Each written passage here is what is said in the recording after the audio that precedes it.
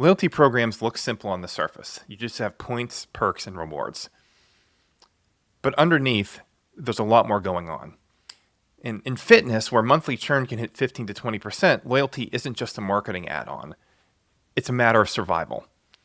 Have you ever wondered why some programs become engines of retention and referrals, while others turn into cost centers that no one wants to talk about?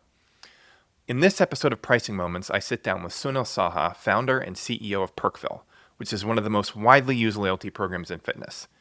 Together, we break down the anatomy of successful loyalty programs, the problems they're actually designed to solve, and the way that these programs tend to go off the rails. I learned a lot from this conversation, and I think that you will too. Let's get into it.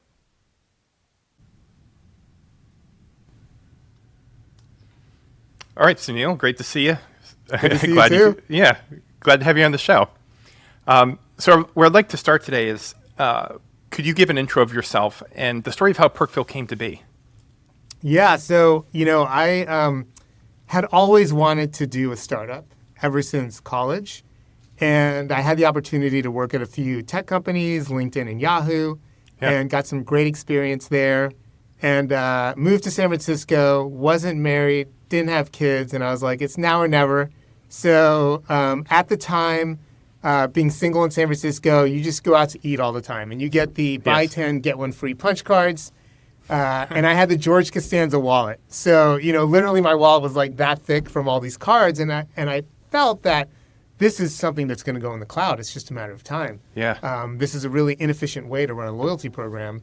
And I also thought that I could take some of the learnings from LinkedIn and apply them to this problem where instead of carrying a card around, what if instead you just used your email as your ID and you use that to connect to your customers? So imagine, LinkedIn was very good at connecting to your address book and, building those connections and enabling you to connect to your professional network online. So similar idea, customers could use their email and businesses, if they could collect them, could connect to their customers online and build that network. So that was kind of the original concept. We tried many, many different things, including an iPad that sat at a cash register where customers could come in and enter their email.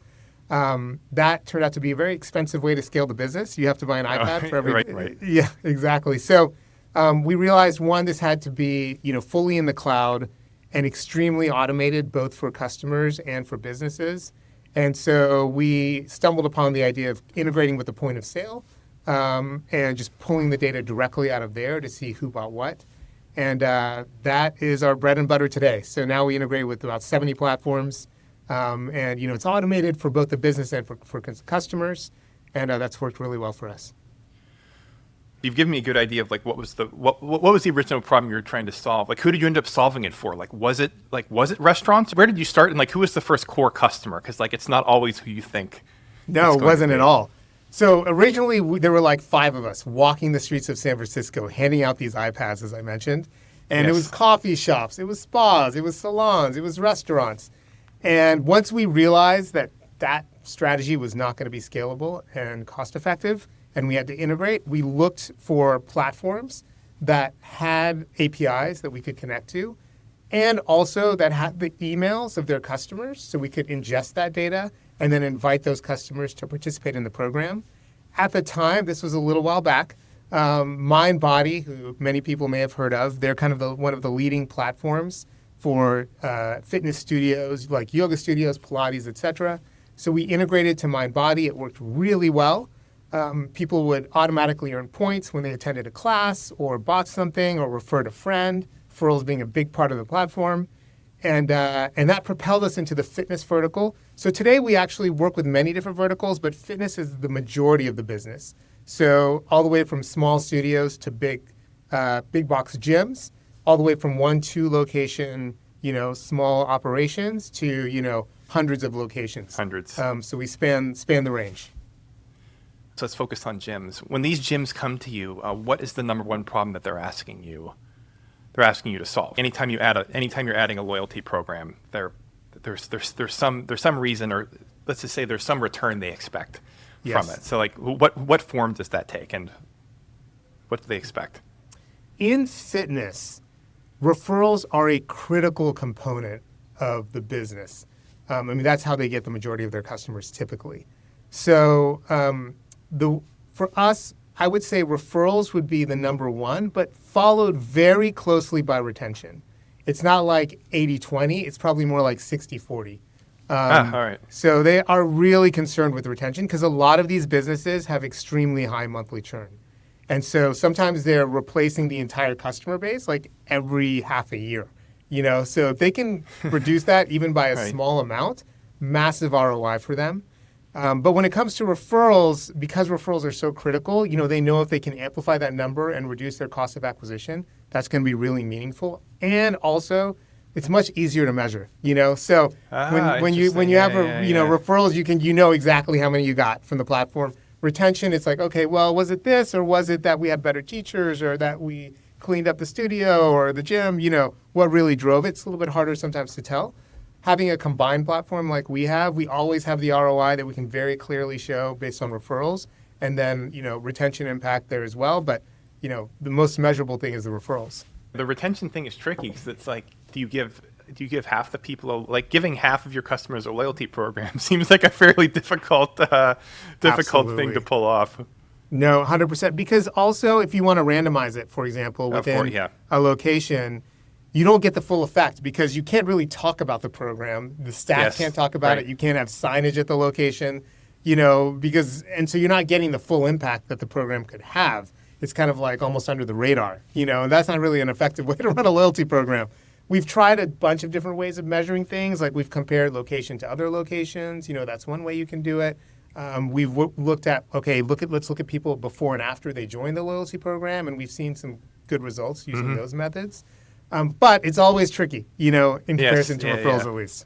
Right. This is an interesting tension there because it's like you need all these referrals because your retention, because you're hemorrhaging 18% of your customers That's right. Every month. Right. Referrals are valuable, but you're not referring someone every week. But how do you think about building a program that keeps customers engaged if the main event that drives a reward only happens a few times a year? Yeah, great question. So we typically will design the program with retention being kind of the core focus. Because if you don't, and you're really only rewarding referrals, then there's not enough to keep people engaged, Yes. And so that's the strategy we approach the programs we design with. And the benefit of that is, if people are engaged in the loyalty program, then they're also going to be more likely to refer because typically the referral is the highest earning thing you can do in the program because it drives the most value to the business. So that's typically how we structure it. Yeah, that makes perfect sense. I mean, what I'd expect for most businesses is whatever your CAC outside of the referral system is, it's like an order of magnitude higher than the referral, whatever the referral 100%. bonus is. Yes, absolutely. How do you design the economics of these things? Or is it you and Perkville doing it, or is it the gyms handling stuff? But it's there's some interesting tension here where you've got to give enough way to keep people engaged, but you don't want the program turning into a cost center that really concerns the brands. How do you think about that side of it? We learned this the hard way. So in the beginning, we're a software company. You design the program.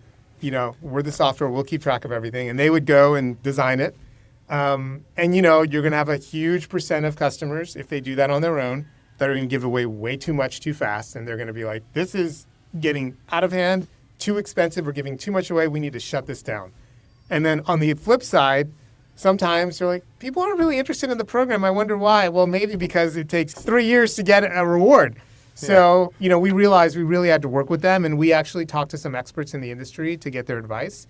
And that's where we learned about things like earning velocity. So we will create a program design calculator for them, and through that, we'll have the rules they have in the program, how often people do those things, how many points you get for each action.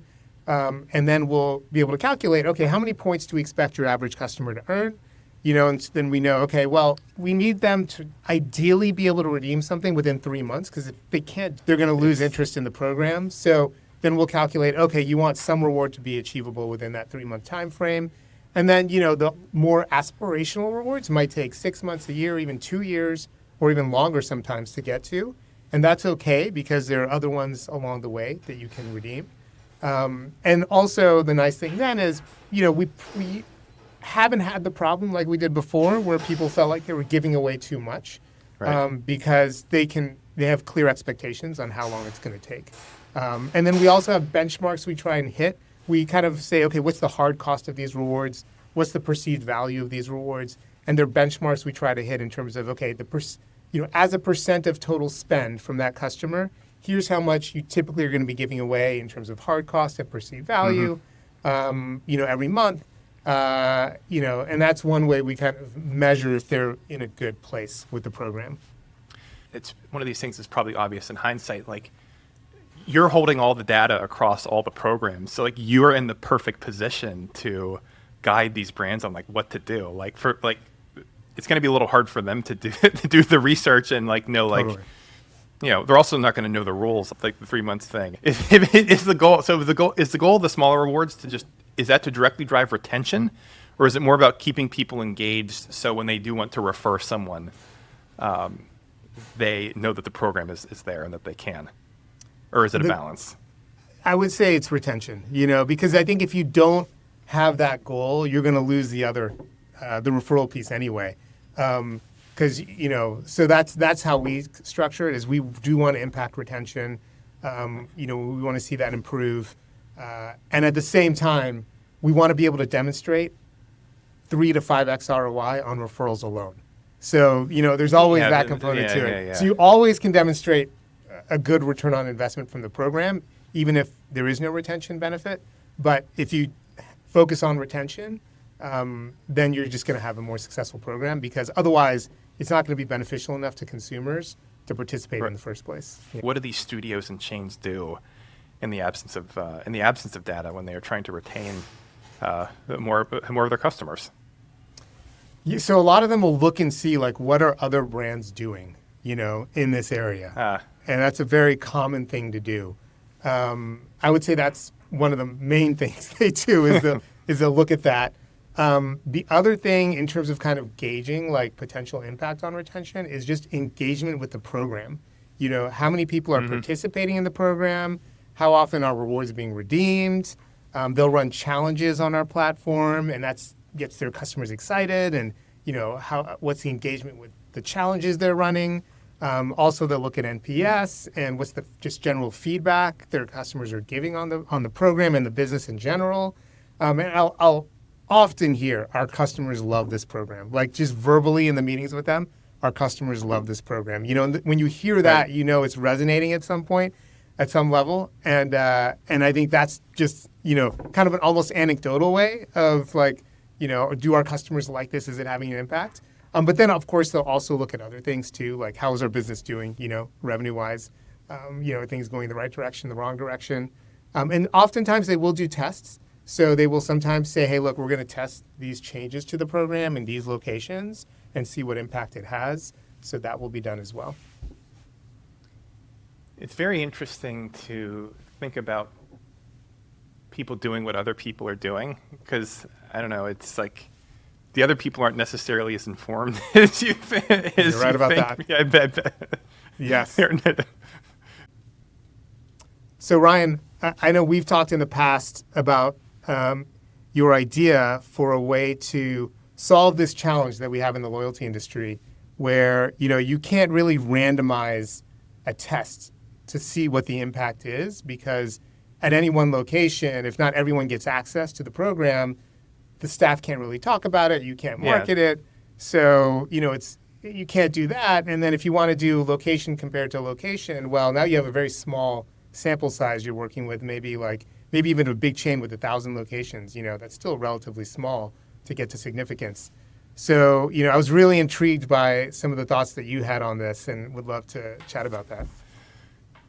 Yeah, so this gets into econometrics. We want to understand things like policy changes, and you can't A/B test a country. And loyalty programs have the same issue. So what you look for instead are groups of studios that move in parallel. So signups, retention, whatever the metric is. And if those trends hold over a long enough period of time, you've already lived through all the random noise, like instructor changes, construction, seasonality, all that stuff. And once you have these two groups moving together, you can make a change in one and use the other as control. So the issue is right now only large companies, like Walmart, Home Depot, they can do this because they have full data science teams.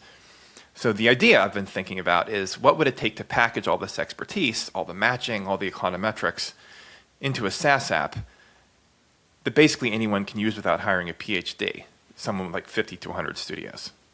One thing that's really nice about where companies like ours sit is we're typically integrated with quite a bit of data because you need to be to run the program.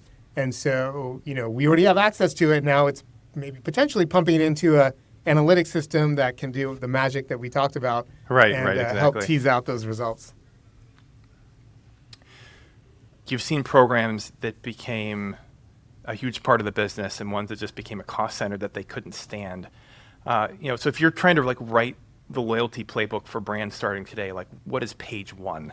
Yeah, I would say page one is take the time, do the homework, make sure you structure it right. I also think, talking to your customers and really understanding your business, because like you said, not everything is transferable from business A to business B. What's going to resonate with your customers, Understanding that, I think is really important as well. So those two things, understanding your customers, making sure you're going to do things that are going to resonate, and then two, take the time to structure it well, calculate the earning velocity, make sure you're not going to give away too much too fast. I would say if you're going to err on one side, I typically recommend erring on less than more because you can always increase the rewards. You can always give away more. It's much harder to take away. So, we typically recommend starting simple also. So some businesses will have very complex ideas about how they want to start their program. And you realize very quickly, your customers are not going to be able to absorb all this complexity on day one. So it's much better to start very simple and then add things over time when you can focus on those things. Right. And guess what? It also gives you things you can market to your customers down the road to get them excited versus just, blasting it all out at the beginning. I ran into that issue a bit too, where it's you're talking about things where it's going to take a year for somebody to even be able to use this thing you're describing. So maybe we can handle it in 9 months or something like that, and focus on the stuff that's actually relevant at launch. But it's another. I mean, it sounds like another reason to have this earning velocity, understand what's going on. Because is it fair to say that you can say what's relevant now, what will be relevant at launch versus what will be relevant in 6 months or a year? Absolutely. What is the single biggest mistake you see when brands roll these programs out? Is it the overpay? Is it the overpay issue, or is there other common errors that they make? With the brands we work with, I think we see less of that now because we work with them on the earning velocity, so that doesn't happen as often. But what still does sometimes happen is overcomplicating the program. Sometimes someone will have a really strong idea of what they want to do, and it turns out it's also super complex, and it's something that we often can implement, and we will implement if they demand that we do. Right. But we try and steer them into hey, look, we think you'll get even better results if you simplify it because your customers are going to understand it better. And so that's probably what I see as the biggest challenge now is some people still have really complex things that they want to implement. You have a sense of where that comes from, talking to these customers or clients? I think they feel okay, well, I'll give you an example. So sometimes people want to have very complex referral schemes. So I refer you, and then you take a class, you get a reward. Then you do XYZ, you get another reward, and down the line. So, in their mind, it's okay, well, we're incentivizing all these subsequent actions. But in reality, the question becomes, how much influence do I have on those subsequent actions? Or is it really, at some point, it transfers from me recommending the business to you to the business, the experience you have with the business that really is going to determine if you're going to continue down the road. So, but they sometimes want to have a multi-step process, which, at some level, I do think it would be, and we haven't A/B tested that actually. I think that would be an interesting test, and we've talked about doing that internally. You test a very simple one versus, okay, maybe on retention. Your friend stays for 3 months, 6 months, 9 months. They get more rewards, the longer they stay. we visually show that to them in a really nice way and keep them updated on their progress and test if that really has an impact. That's something that we'd like to do. I'm skeptical. Yeah, I mean, it takes 9 months to run a 9-month test. Yeah. And a lot of times I've found companies don't love waiting that long. So you probably have the further challenge of what's something that we can measure more quickly that predicts what will happen in 9 months, which is not impossible, but that's a much harder question to answer. Yes, I agree. Sunil, it's been great talking with you today. Thanks so much for coming on the pod. It's been great. Yeah, it's been great. Thank you so much, Ryan. Thanks for having me. My pleasure. Bye-bye. Yeah, bye. Loyalty programs can feel like a small operational detail until you look under the hood. Sunil has spent more than a decade solving this for many different businesses, and I walked away from this conversation with a deeper appreciation for how much of what makes loyalty programs work is invisible, and how much opportunity there still is. And my big takeaway is that loyalty isn't just about handing out points, it's about designing a system that aligns incentives, keeps people engaged, and actually supports the behavior that the business depends on. This is where most programs fall apart, not because the idea is wrong, but because the structure is. A big thanks to Sunil for sharing his experience and perspective. Really enjoyed this one. If you found this conversation valuable, please like and subscribe for more deep dives into pricing and strategy. I'm Ryan Moser. This has been Pricing Moments, and I'll see you next time.